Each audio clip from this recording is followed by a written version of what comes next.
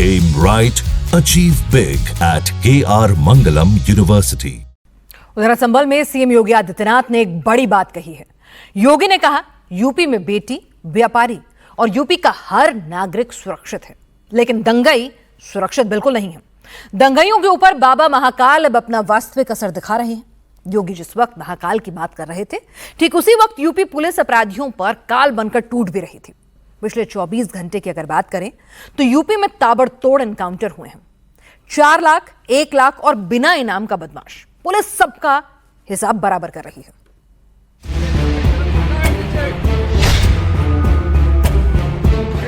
नीचे तरफ भागा है, नीचे भागा, देखा जरा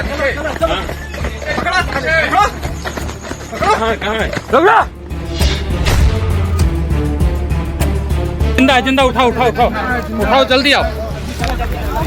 सर गाड़ी आ गई। हाँ, गाड़ी आ गई, ले आओ। हाँ। जिस जंगल में भगा कर पकड़ा गया है, जिसका दौड़ा कर एनकाउंटर हुआ है और जिसे यूपी पुलिस के जवान गाड़ी में डाल रहे हैं, ये धनबाद का कुख्यात माफिया और मोस्ट वांटेड आशीष रंजन और छोटू सिंह और छोटू धनबदिया है।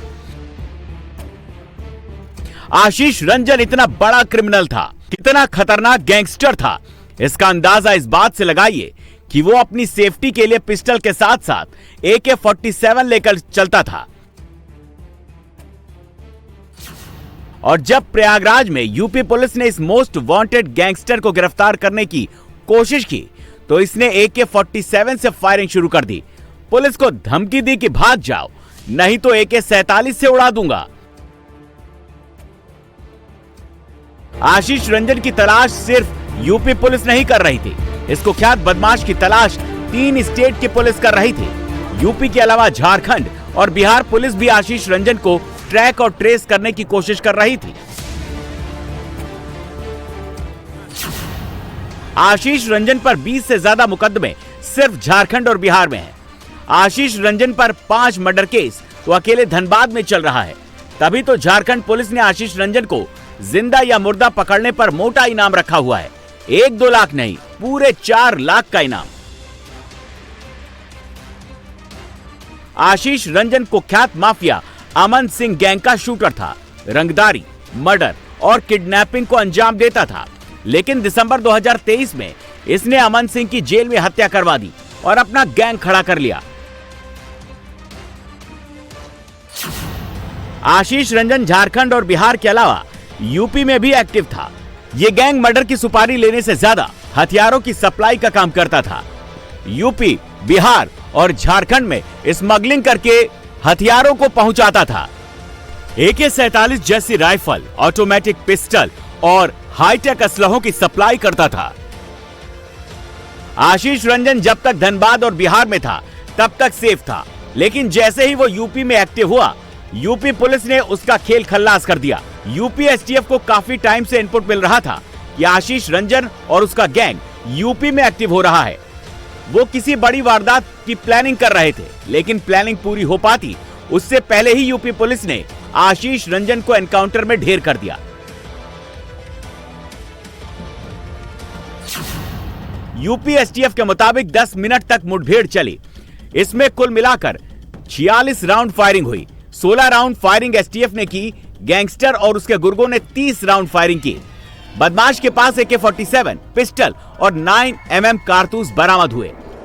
जैसे प्रयागराज में मोस्ट वांटेड बदमाश को दौड़ाया गया, ठीक वैसे ही यूपी के हर जिले में पुलिस बदमाशों को दौड़ा कर भगा कर पकड़ रही है।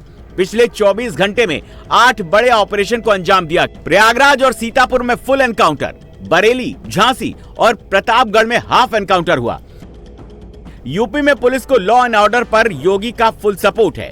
यूपी में योगी का लॉ एंड ऑर्डर का फॉर्मूला एकदम सिंपल है। अपराधियों के लिए अगले चौराहे पर यमराज और दंगाइयों के लिए महाकाल। पिछली सरकार में दंगे होते थे, अराजकता फैलती थी, शोषण होता था, न बेटी सुरक्षित थी, न व्यापारी सुरक्षित था। आज बेटी भी सुरक्षित है, व्यापारी भी सुरक्षित है, हर उत्तर प्रदेश वासी सुरक्षित है, केवल दंगाई सुरक्षित नहीं है, दंगाई के ऊपर महाकाल अब अपना वास्तविक असर दिखा रहा है। ये राजू तिवारी उर्फ रिजवान खान है। ये रिजवान खान का भाई संजय तिवारी उर्फ अकील खान है। ये दोनों सगे भाई हैं और सुपारी लेकर किलिंग करते थे। इनकी मां मुस्लिम जबकि पिता हिंदू है। पुलिस रिकॉर्ड में भी बदमाशों के नाम में तिवारी और खान दोनों सरनेम लिखा हुआ है। अस्पताल में पोस्टमार्टम रूम में ये जिन बदमाशों की डेड बॉडी पड़ी है उनमें से एक का नाम राजू उर्फ रिजवान है तो दूसरे बदमाश का नाम संजय उर्फ अकील खान। दोनों पर 1-1 लाख रुपए का इनाम था। दोनों सीतापुर में पत्रकार राघवेंद्र वाजपेयी मर्डर केस में आरोपी थे।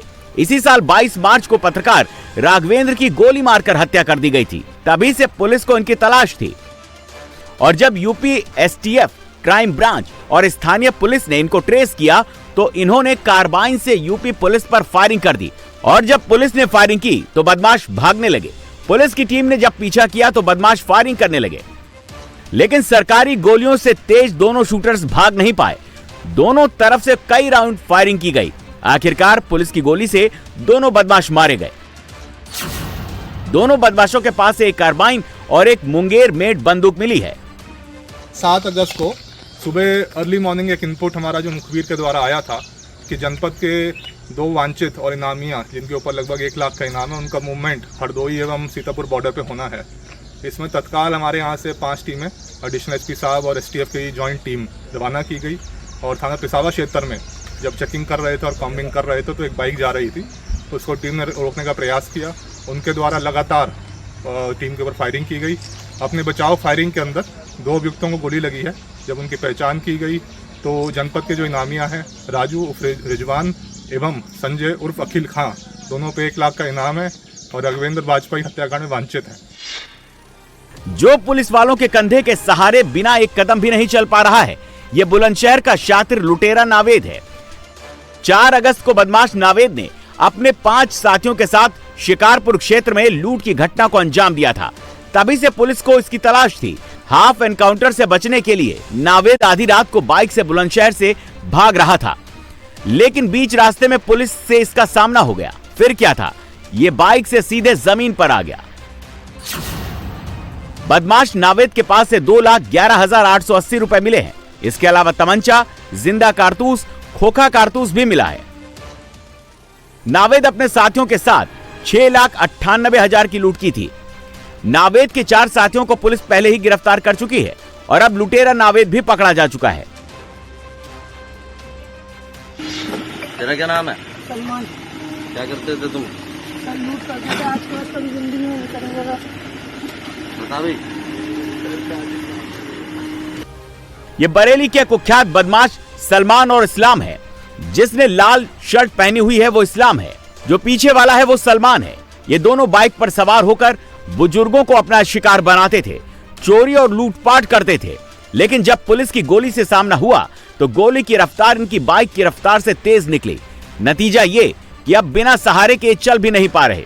गोली खाने के बाद दोनों बदमाशों का अस्पताल में इलाज चल रहा है और दोनों अब अपराध न करने की कसम खा चुके हैं।